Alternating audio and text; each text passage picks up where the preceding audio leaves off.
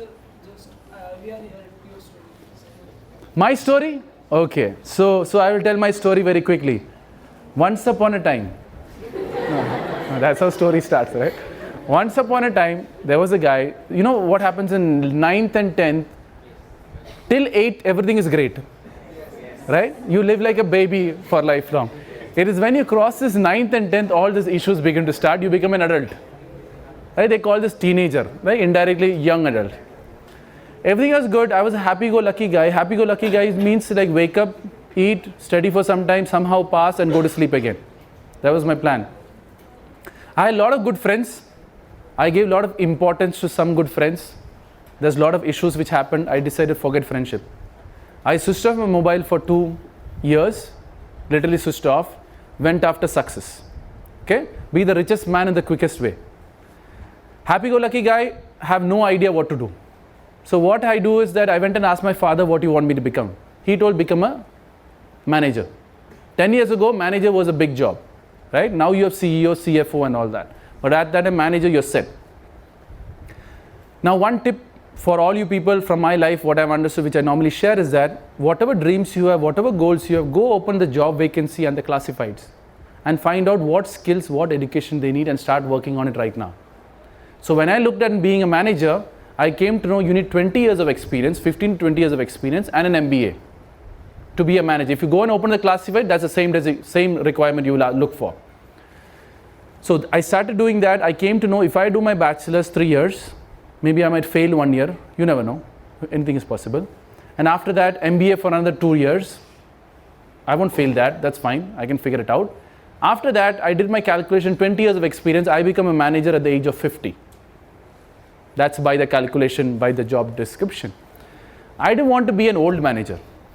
Right? Being an old manager, you have all the money, your children is going to take it and go. Right? I make the money, I have to enjoy, or there's no point. Right? Oh no, I will save everything for my children and I will die, they will enjoy. It didn't make sense to me. So I said I need to be a manager very quickly and make this 20 years of experience. Right? So at the age of 18, I started working and studying. If someone says working and studying is not possible, I can prove them wrong because I've done it. I've started working as a secretary, did my bachelor's in business administration. So I was working from 9 to 3 and 4 to 9, I was doing my studies. I did it for 3 years. I got promoted once as an administrator in the process, from secretary to administrator. Got promoted, everything was great. Then what happens after getting my bachelor's, I got promoted once, everything was good. I got a new job opportunity as a storekeeper. My friends came to me and told me this is the biggest career mistake you're doing. From administrator, why you're doing for storekeeping? At that time, I told them, I'm getting paid double the salary. Then mother, father will come. Right, beta, you're going too much after money. You should focus on career. I told them what? Double the salary. Right? Then uncle, auntie will come. Right, beta, my son is doing this, your son is doing, you're spoiling the career and all. What I told them? Double the salary. But double the salary, people get irritated. That is how you suppress people. When you say double the salary, no one has any other problem. So I got into as a storekeeper, got paid double the salary. I was very happy. And one of the mistakes which I've done in life is that I decided not to study after that. So 3 years I didn't study. 3 years I didn't get promoted also. So that's when I understood if you stop studying after getting your first job, your growth also stops. Many people after getting the first job, they decide not to study ever in life. You're never ever going to get a promotion what you're looking for. So, but what I did was, even though I was not studying formally, what I did was, I used to go and help everyone in the organization. This is the other tip which I want to share with you. Any first job you get, most of the people tell you focus on your job, correct? That's what people tell you. Focus on your first job, don't look left, don't look right. I will only say manage your job and go learn every other job in the organization. Because if you know the systems, if you know the organizational system, no one can throw you out of the organization. If you know your job very well, there are chances someone who knows your job better, they're going to throw you and put you down. Most of you lose job in the world is because you don't know the system of the organization. You are very good at what you're doing. Right? So what I did is I started helping everyone. I worked as a technician. I worked as customer service. I worked in the materials department. I worked on purchasing. I worked like all free. I was getting my job, free time, go and help these people. Started doing that. After 3 years, the customer support representative came to me, said that he wants to go on leave. I said, okay, fine, I will take care of his job. So 1 month, afternoon to evening, I used to sit extra time and do his job. He thought misuse me, right? He was thinking from that point of view. But luckily, he comes back and he resigns. Who's the next best candidate for the job? Me. That's how I got promoted from storekeeping to customer support. Customer support, what I was going to do is that, and that's when I realized I didn't get promoted. That's when I joined for my MBA.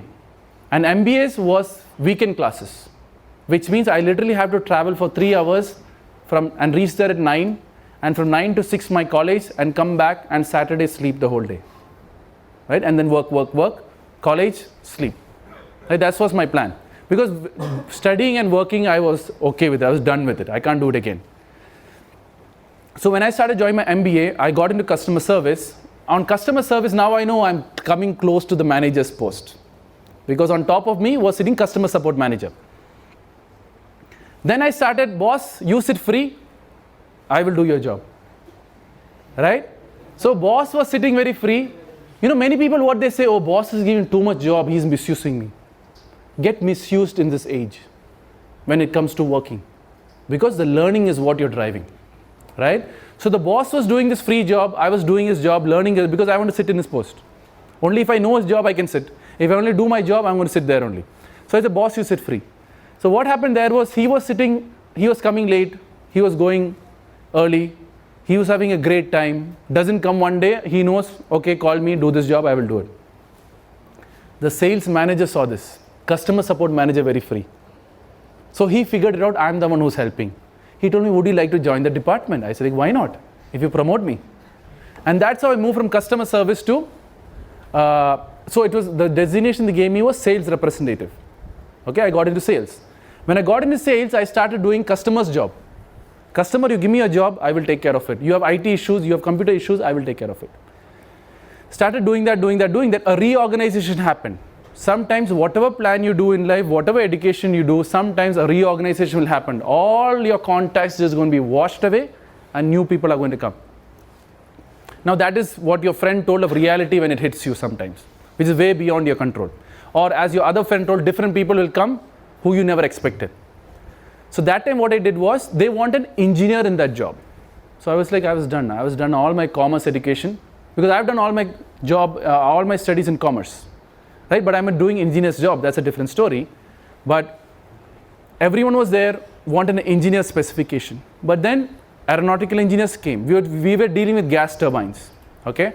Aeronautical engineers came. Mechanical engineers came. Everyone got interviewed. Even I was interviewed. But no one knew the system so very well. So they had no other choice than to appoint me for that job. That is when first time I got a technical next to my name. So I was technical sales rep. I went to all my engineers friends. See, you made fun of me, double the salary. Now I'm technical also. Right? So that's how I first time got technical, because I worked as a technician, I worked as customer service, I know where the parts are coming from, I know, because I'm in stores, you know the parts. As technician, you know where the parts are going from. Then from materials, I learned where the parts are coming from. So you know the whole system. So it's easy to talk to the customer, right? When you know the system, when you know what your company is all about. I never went for any formal interview.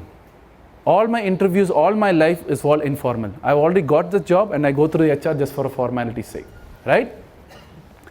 You all can do it. That's what I'm trying to tell you, right? People say that there's no vacancies and all that. Now the other thing what I did was, then right now I'm working as a regional sales manager for Middle East and South Asia. So I became a manager in basically at the age of 30, where all the job vacancies says 50.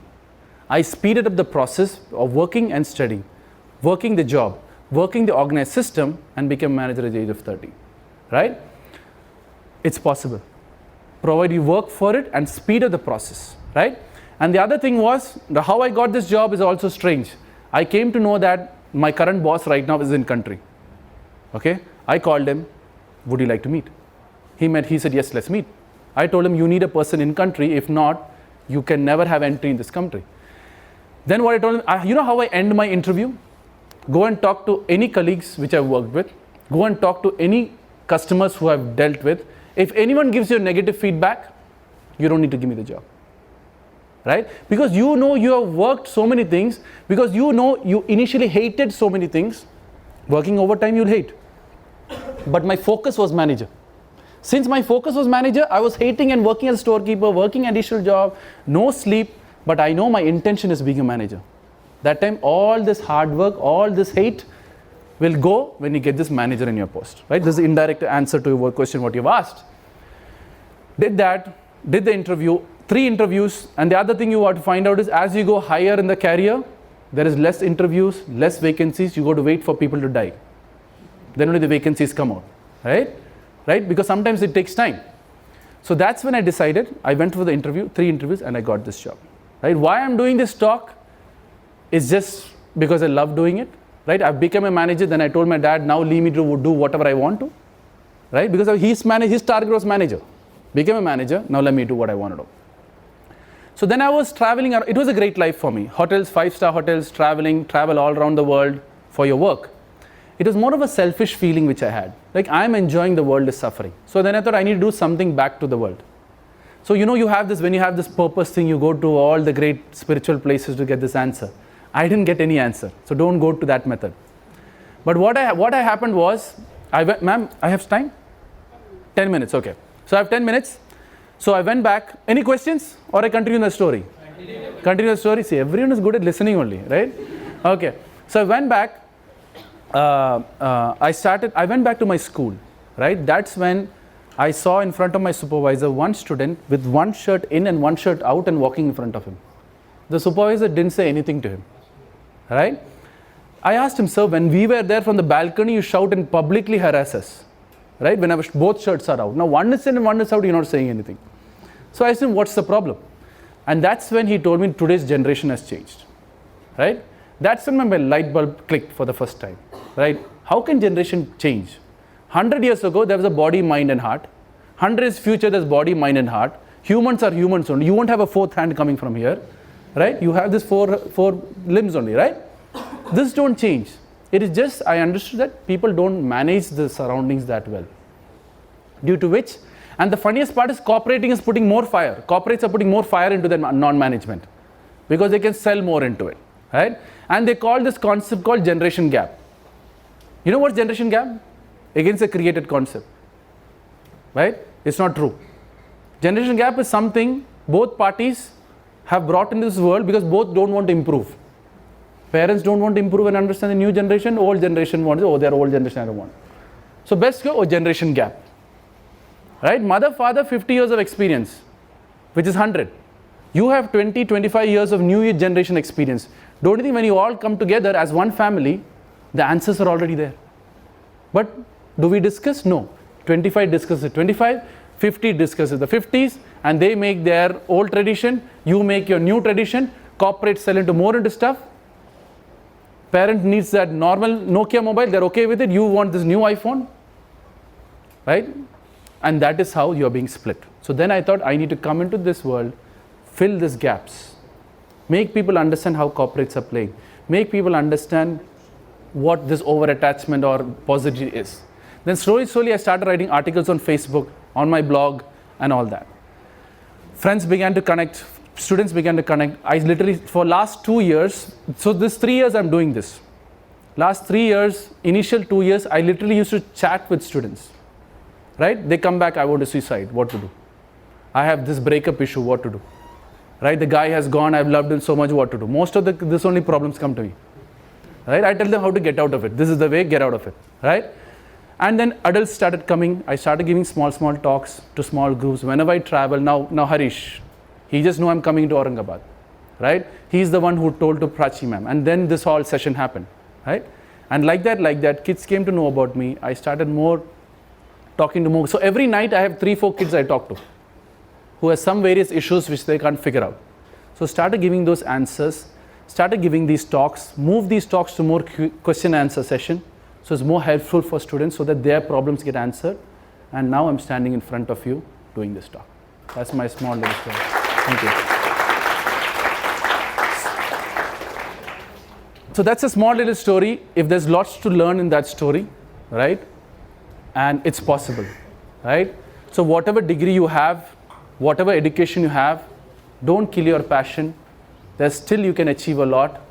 I still have 3 more minutes to go. Any last questions you want to talk about? Any topic? Any issues? Any frustration? Because I said you, meet me once, don't meet me again. Because I'm going to clear all the doubts from birth till death. Nothing? I've done my job? Yeah.